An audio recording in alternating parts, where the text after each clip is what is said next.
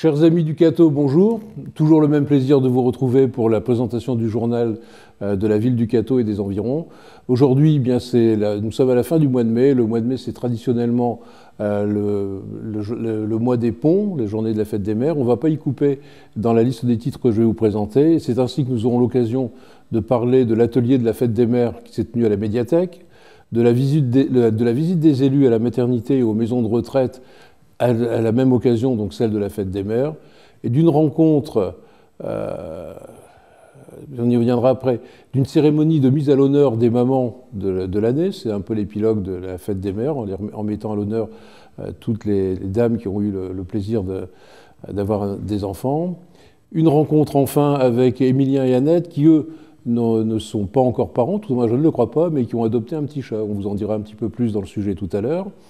Et puis, pour revenir dans la vie un peu associative du Cateau, le mois de mai a été l'occasion d'une assemblée générale de la maison familiale et rurale, d'une assemblée générale de Gymvie, les associations qui se portent bien pour maintenir tout le monde en forme, et puis un petit peu plus loin que le Cateau, à Busigny, eh bien cette fois-ci c'est un autre type de commémoration un peu des batailles qui ont précédé la libération des villes, de la région. Et puis enfin, très traditionnellement, un retour par les archives de Beffroi Vision avec une lutte contre le tabagisme. On vous en dira un petit peu plus tout à l'heure. Retour sur le premier point qui sera abordé. Il s'agit de l'atelier de la fête des mères qui s'est tenu à la médiathèque du Cateau avec une lecture de contes et de conférences par les enfants. Ça s'est tenu le 22 mai. On découvre tout cela en images. Alors aujourd'hui, on prépare la fête des mères. Donc on a commencé avec des histoires sur les mamans. Sans enfin dire son nom et appeler sa maman. Voyez-vous, chers petits, nous autres Canaris, nous sommes sans conteste les chanteurs les plus expérimentés du monde animal. Je vais commencer à enseigner à ce girafon des vocalises et des babillements. C'est un beau programme que celui du Canari. La maîtresse est rassurée. Et puis ça s'est enchaîné avec un atelier de création florale. Donc il y avait une partie d'atelier où c'était création de cartes de fleurs bien sûr, avec un petit poème à l'intérieur qui était animé par Agnès Hall. Et donc moi je m'occupais de l'atelier création de couronnes en papier crépon, des couronnes fleuries. Alors chaque enfant a réalisé à peu près entre 2 et 3 fleurs. Et puis bon, les parents ont quand même beaucoup aidé. Pour faire les tresses, les découpages, etc. Donc les projets sont presque terminés et j'espère qu'ils plairont maman. Alors le prochain atelier, ce sera l'heure du conte des bébés. Ce sera ce mercredi 29 mai à 10h. Donc ce sera l'heure du conte sur le thème papa, maman et bébé.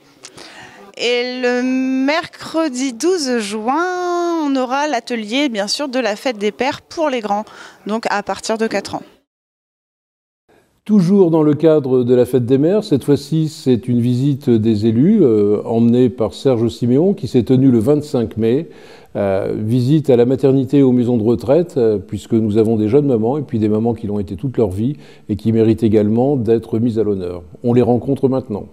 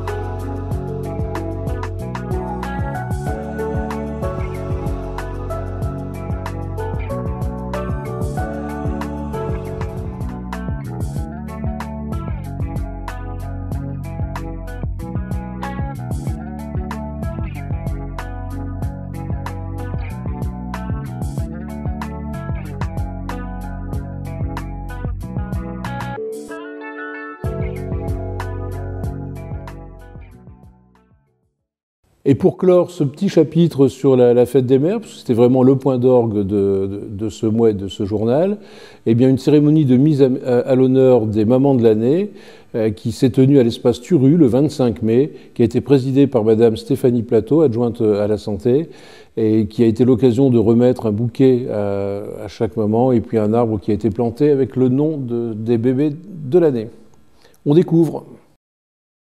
Alors, on est venu célébrer la fête des mamans avec les naissances donc, de 2023 et inaugurer les arbres qui ont été plantés pour ces naissances de l'année dernière. D'accord. Bon, en ce qui concerne les naissances, bon, notre maternité a enregistré à peu près combien de naissances pour l'année? Alors, en 2023, 345 naissances à la maternité du Cateau. Donc, bravo, c'est quasiment une naissance par jour, c'est beaucoup de travail. Et donc, une centaine de petits catésiens et catésiennes. Ben, la génération, elle est en train de se régénérer, là. Tout à fait, ça fait plaisir de voir que des familles s'installent au Cateau, s'y plaisent et participent à la vie de la commune. Bon, est-ce que toutes les mamans qui étaient invitées sont arrivées là, non? Non, alors on a eu 13 réponses, 13 mamans qui ont souhaité venir avec nous célébrer cette fête des mères. 14 bébés, parce que du coup dans le lot il y avait une naissance multiple.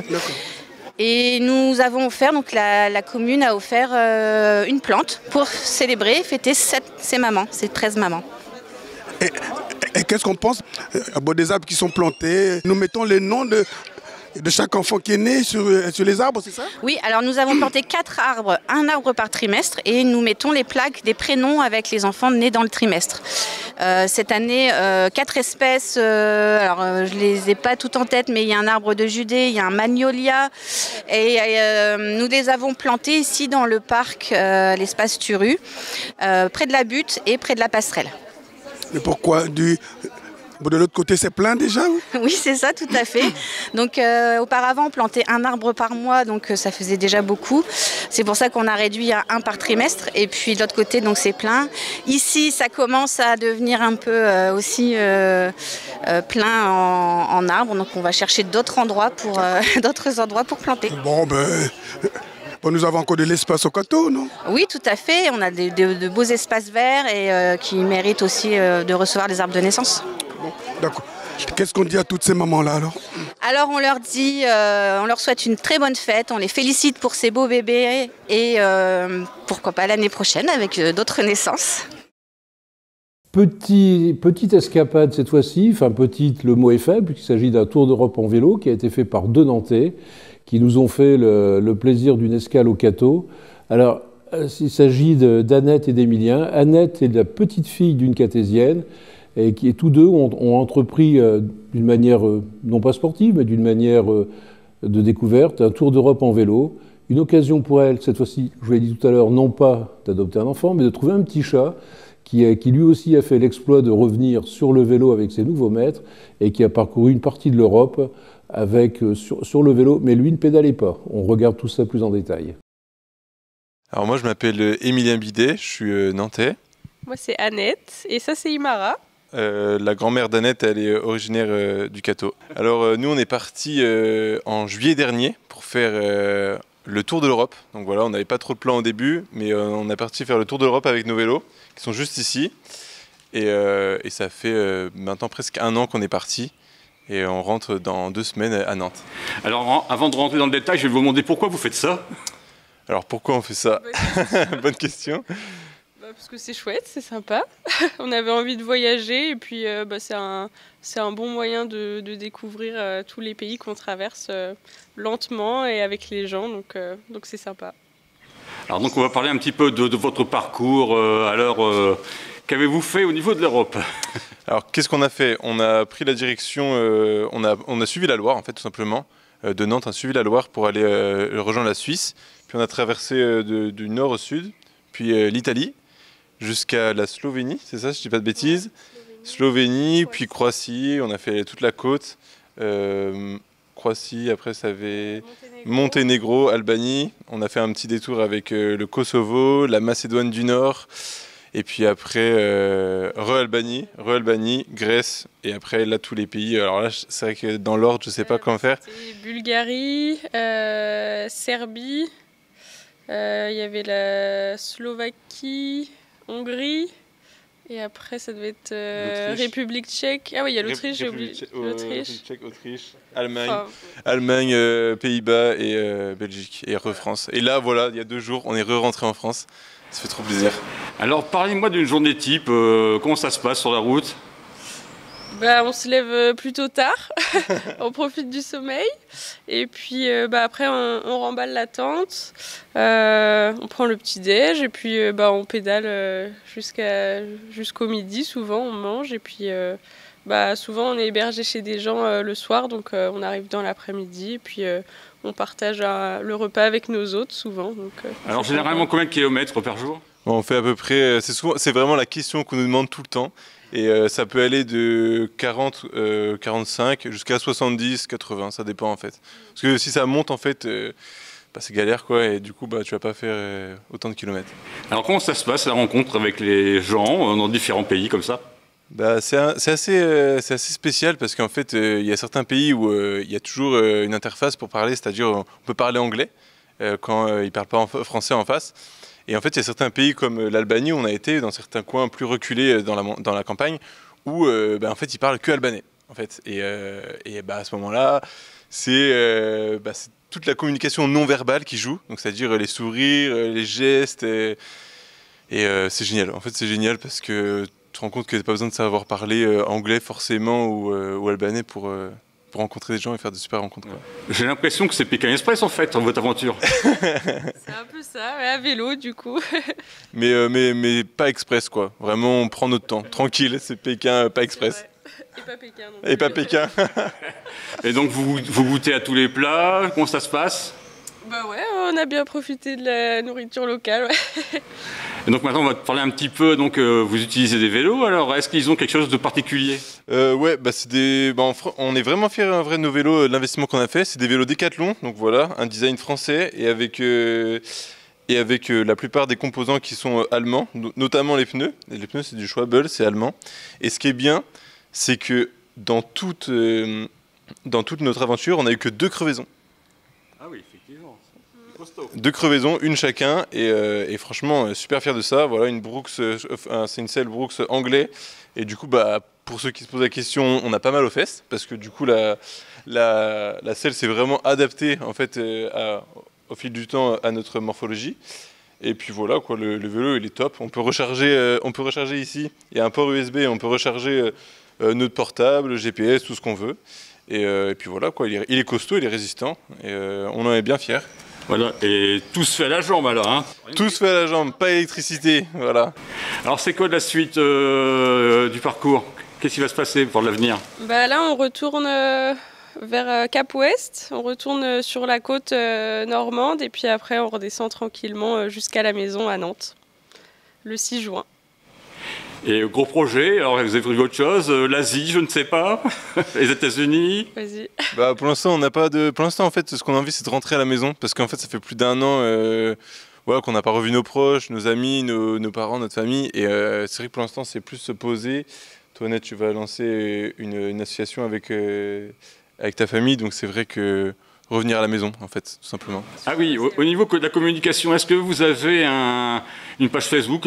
Comment ça se passait? On a bien aimé garder contact avec notre famille et nos amis. Du coup, on avait un compte Instagram, c'est Tour du Soleil, et un site internet Tour du Soleil aussi, où on peut voir directement toute la carte, ce qu'on faisait en live. Et voilà, c'était cool. De même tenir contact avec les gens qu'on rencontrait. On leur donnait juste le site et ils aimaient bien nous suivre, et voilà. Alors vous dites quoi aux personnes qui voudraient faire l'expérience comme vous? Allez-y. C'est une très belle expérience et ça mérite de le vivre. Ouais. Ça se prépare quand même.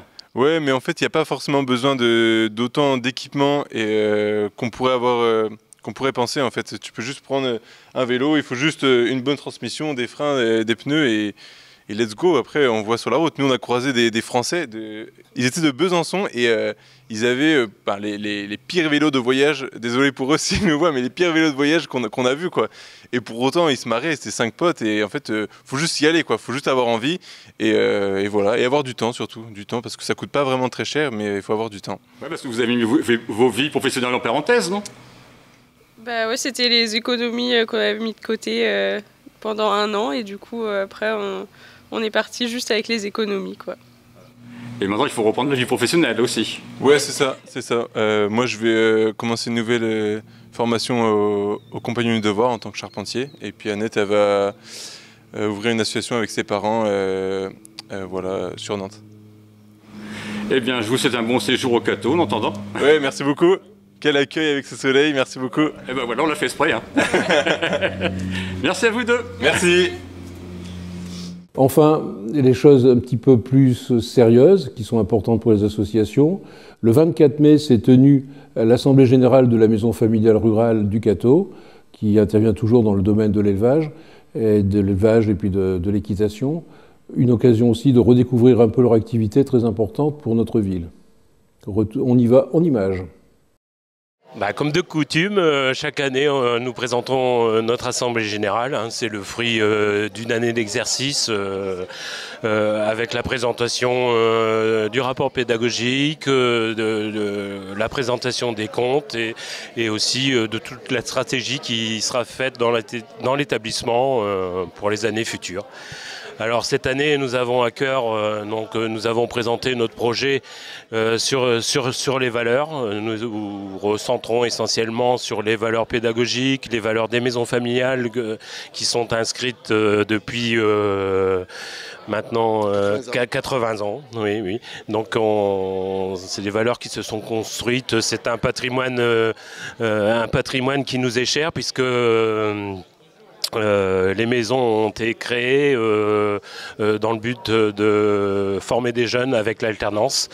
Et ces valeurs se sont construites au fil du temps et donc on essaye de perpétuer ces préceptes dans notre projet futur pour le projet 2025-2030. Donc nous avons bien sûr forcément présenté nos résultats aux examens et nos effectifs. Donc on a une maison en pleine expansion grâce à toute l'équipe, grâce à la gouvernance, grâce à Alexis à la direction. Donc nous avons une maison où nous faisons le plein. Que ce soit en formation initiale ou en formation CFA.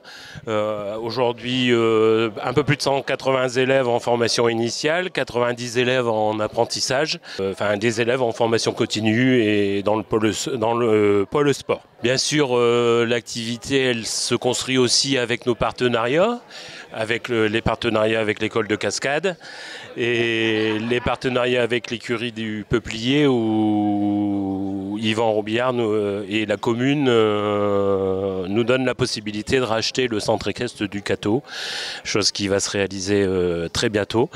Et voilà, nous avons à cœur de valoriser cet outil pédagogique. Donc une grande fierté aussi dans les résultats aux examens. Là, je vais peut-être laisser la parole à Alexis qui va nous présenter plus précisément les résultats et nos projets. Pour reprendre les propos du président, les résultats, 100% en bac pro CGEA, agricole, 100% dans le monde équestre. Nos deux BPGEPS, 84% respectivement de résultats aux examens. Et pour le titre animateur d'équitation, 100%. Et le BTS 72%. Donc là, on va essayer d'augmenter ça cette année sur le BTS, mais sinon des résultats excellents. Et au niveau des travaux, vous le savez, construction d'un amphithéâtre de travail pour inaugurer en juillet 2025, un terrain multisport qui devrait voir le jour au mois de septembre, et puis la tour de saut que les cascadeurs investissent sur notre terrain devrait voir le jour mi-juillet. Donc plein de travaux, plus de 2,5 millions mis sur la table pour toujours améliorer le côté pédagogique et les infrastructures de l'établissement. Voilà, plein de projets. Une dizaine d'années de collaboration fêtée cet été, puisque ça fait déjà 10 ans que je suis arrivé dans le Nord et qu'on travaille avec Jacques, avec un conseil très engagé et très volontaire et une équipe pédagogique et d'intendance de même. On est passé quand même de 10 à 30 salariés en 10 ans.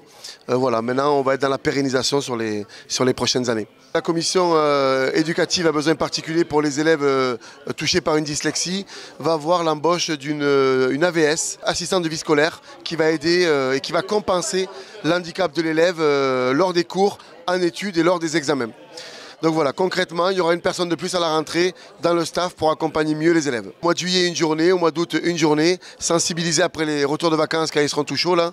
Donc voilà, donc là on va mettre l'accent dessus l'année prochaine puisque le combat est loin d'être fini, puisque c'est de plus en plus d'élèves qui rejoignent notre école touchés par ces divers handicaps, mais qu'on a pris à bras le corps et qu'on va réussir à compenser. On ne va pas le résorber, mais on va le compenser et les accueillir dans les meilleures conditions.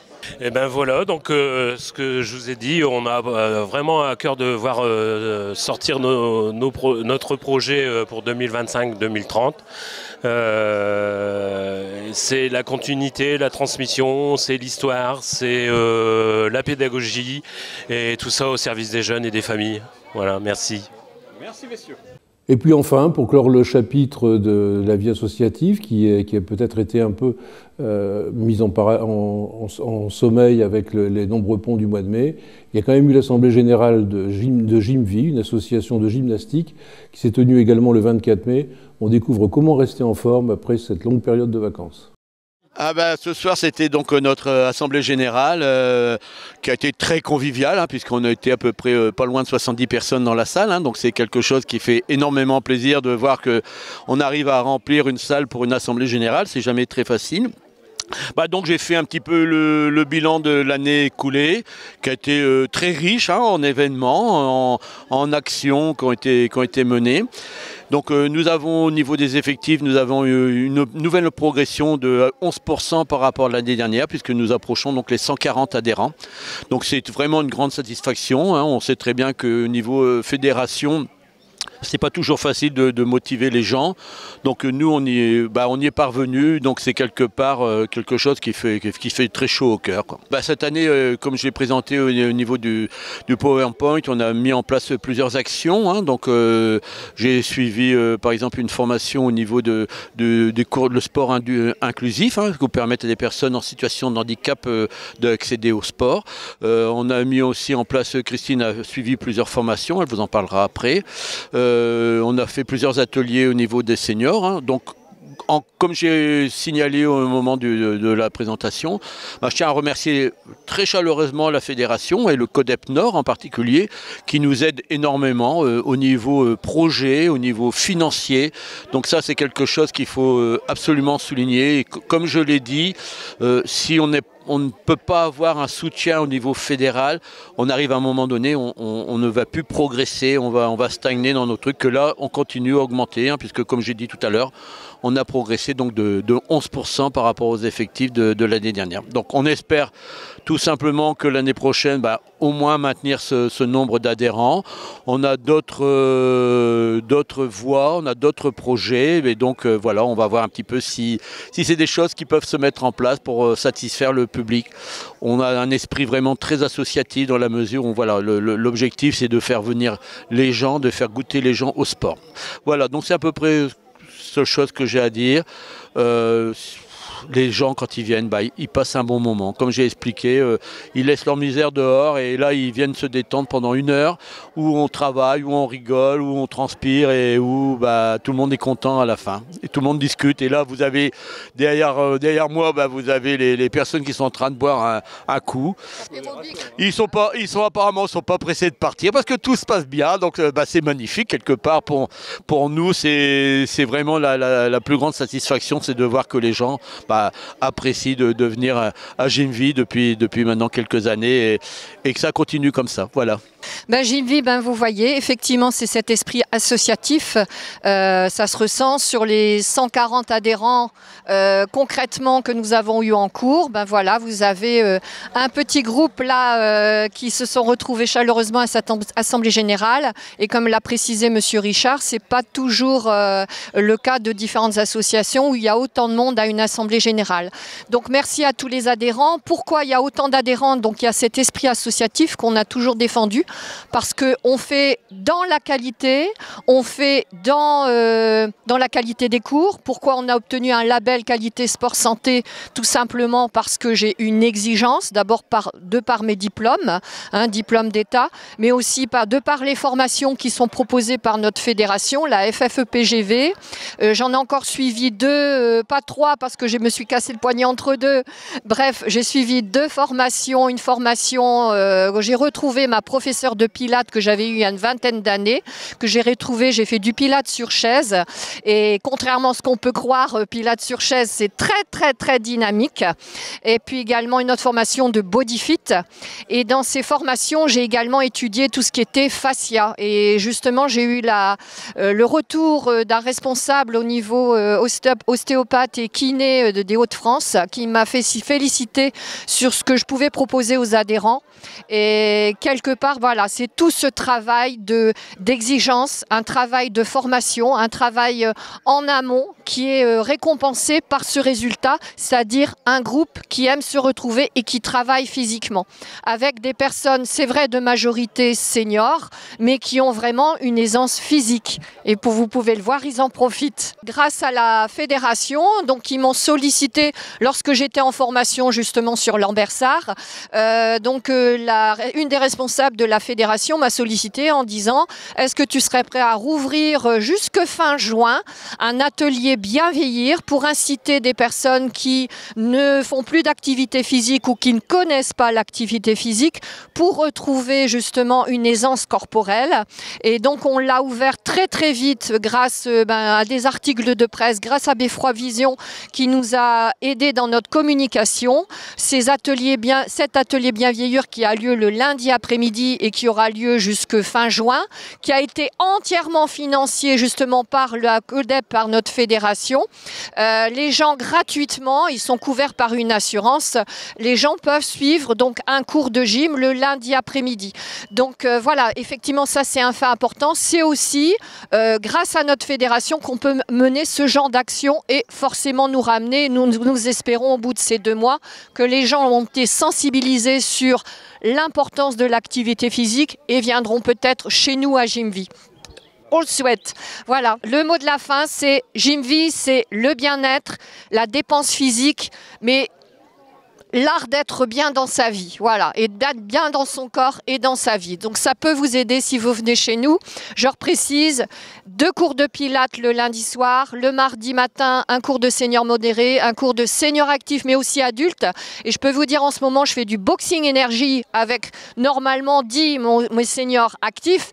Mais j'ai aussi des adultes et je peux vous dire que c'est pas du senior, c'est du dos des cours adultes, du boxing énergie. Quand ils me font des kicks arrière ou des kicks side ou des positions de combat, je peux vous assurer que le cours est vraiment de très haut niveau. Donc n'hésitez pas. Plus le mercredi matin, également le cours d'Aéromove à la salle des fêtes de Neuvilly. Voilà, j'ai redit brièvement les éléments, mais on remettra toutes les informations, bien sûr, sur nos tracts qui seront diffusés, comme d'habitude, fin août. Voilà, merci. Un petit mot, Assemblée Générale de Gymvie. Étonné par le monde, la présence des adhérents. Un bilan, un exposé du bilan moral et financier par le président assez remarquable. Que dire de l'ensemble, c'est que tout va bien, une augmentation des licenciés, un bilan financier positif, des adhérents satisfaits d'être là, une prof à la hauteur, un président qui n'arrête pas de parler. Et je pense que Gymvie se porte très bien avec 11% d'augmentation des licenciés par rapport à l'année dernière. Donc tout va bien. Petite escapade cette fois-ci dans les environs du Cateau avec un sujet qui m'est pas inconnu. Vous allez voir tout de suite pourquoi. Il s'agit de découvrir, de se rappeler en fait ce qu'a été un événement douloureux du 29 avril et du 2 mai 1944 à Busigny, avec le bombardement de la gare. Vous allez redécouvrir un peu ce qui s'est passé avec ce petit reportage qui vous retracera les événements et puis qui vous montrera comment on peut se souvenir de ces événements qui ont marqué notre région. Redécouverte. Aujourd'hui, le 1er mai 2024, la commune de Busigny se souvient d'un épisode tragique de leur histoire. En ce jour de commémoration, les habitants se réunissent pour rendre hommage aux victimes du bombardement, cet événement qui restera à jamais gravé dans les mémoires. C'est sous un rayon de soleil que le maire prononce son discours auprès des habitants, entouré des élus locaux et des associations des anciens combattants. Avec son discours, le maire nous rappelle ce qui s'est passé il y a maintenant 80 ans et rend hommage aux victimes, reconnaissant leur sacrifice en soulignant l'importance de se souvenir de leur mémoire. Une plaque commémorative est par la suite inaugurée sur la place de la gare de Busigny. De nombreux dépôts de gerbes y seront déposés, tour à tour, par les conseillers, sénateurs, sous-préfets, ainsi que le maire, en hommage à ce douloureux événement. Elle est le lien entre le passé et le présent, pour ne jamais oublier. Après l'inauguration, les Businois ont eu les yeux rivés vers le ciel, vers le passé de leur ville, grâce à l'organisation d'un défilé aérien. On y retrouve des avions militaires, comme le Führerskorch, avion de reconnaissance de l'armée allemande pendant la Seconde Guerre mondiale, ainsi que des forces alliées avec le Piper J3, créé en 1944 aux États-Unis, suivi de 2 Texas T6.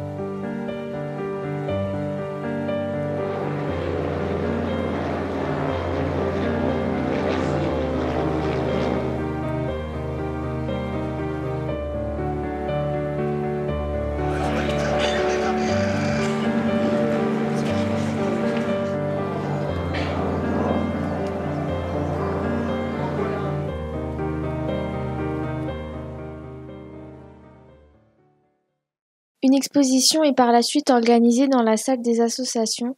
Elle offre un témoignage poignant avec des photographies montrant l'ampleur des dégâts, des bâtiments détruits, réduits en ruines. Les habitants ont également pu lire des lettres marquantes, de nombreux noms, ceux des victimes ou encore des proches à la recherche de nouvelles après l'annonce de ce tragique événement.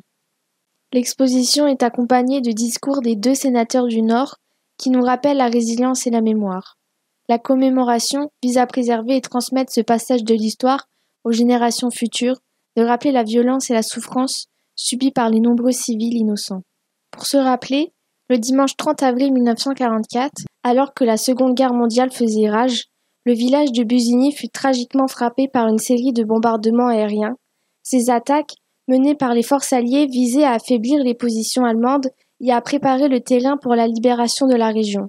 Cependant, ces bombardements causèrent également des destructions massives et de lourdes pertes humaines parmi les civils. Dans la soirée, les bombardiers larguèrent leurs premières bombes sur les installations de la gare et les environs. En 3 vagues consécutives, des avions firent d'énormes dégâts.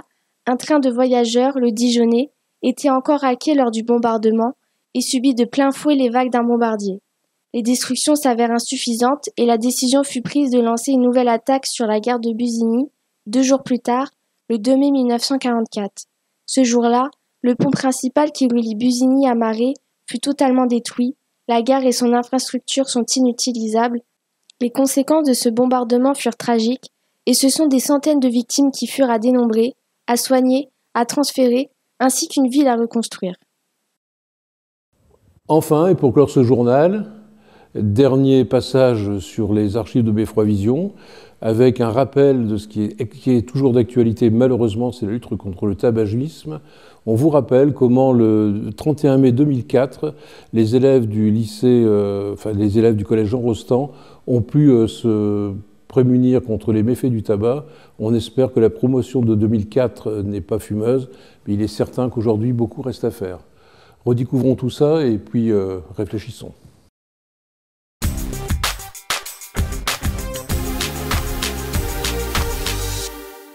Le collège Jean Rostand se mobilise contre la cigarette. Le lâcher de ballon a fait un tabac.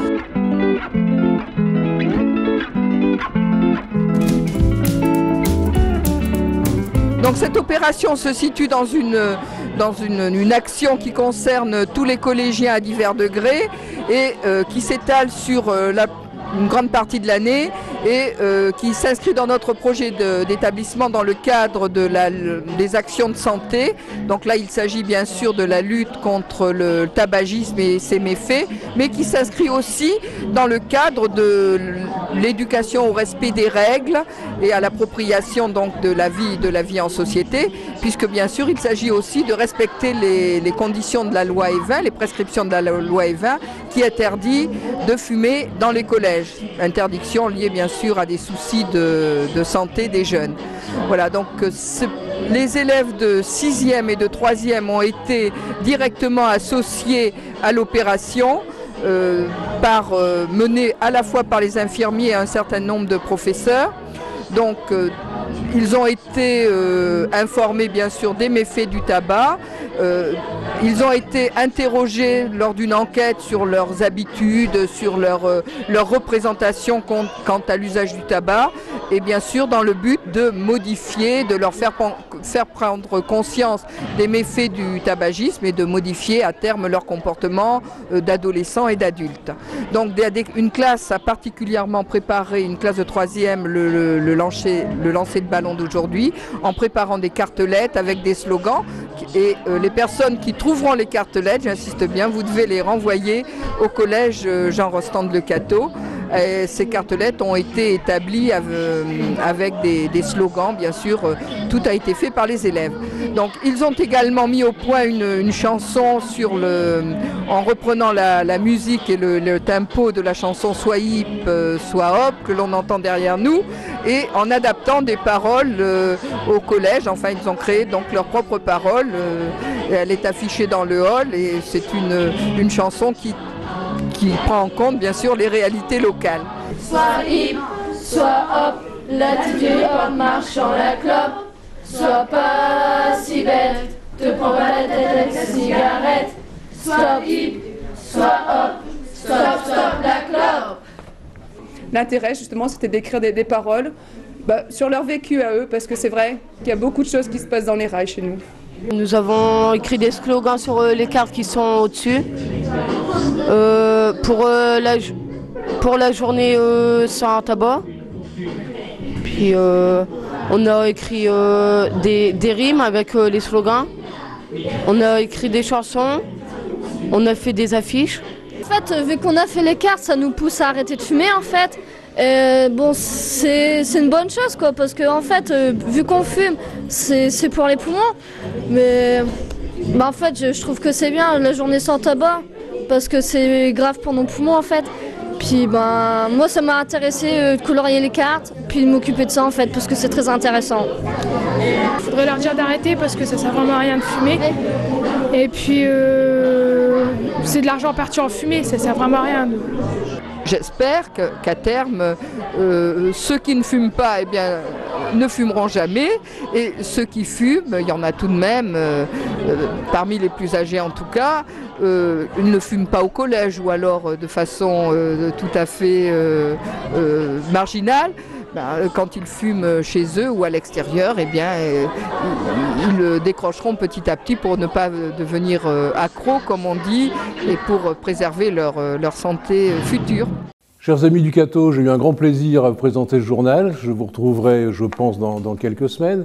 Je vous souhaite d'ici là un excellent mois de juin, puisque le mois de mai est terminé à partir de tout prochainement. Je ne vais pas regarder la date parce que c'est un petit peu fastidieux, mais on est tous d'accord sur ce point-là.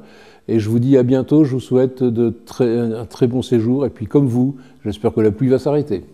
À très bientôt.